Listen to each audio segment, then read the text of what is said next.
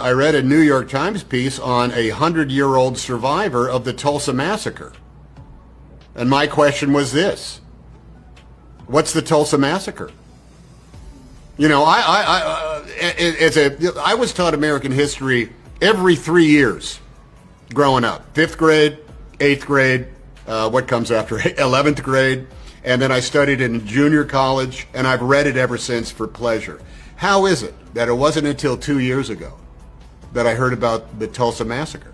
How is that possible? I've heard about Custer's Little Bighorn. I heard about the Alamo. I heard about the Triangle Shirtwaist Fire. I heard about all kinds of disasters in which people died.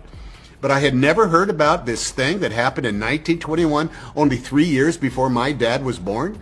In the same year that Donna Reed was born, we didn't hear about this thing that happened in which essentially one of the most successful black communities in America, Black Wall Street, in which everybody was not only burned out of their homes and their businesses, but then driven out of the city limits by an angry mob of, I'm sorry, white people.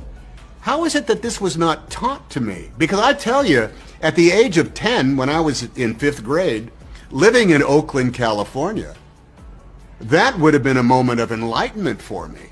That would have told me something very, very different about the city I lived in. Not just American history or the city of Tulsa. And it made me mad.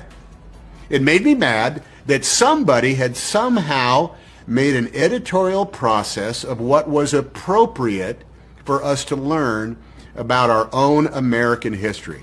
It made me angry that it took until I was, I'm 60, I'll be 66, just about 2 weeks after Juneteenth, I'll turn 66.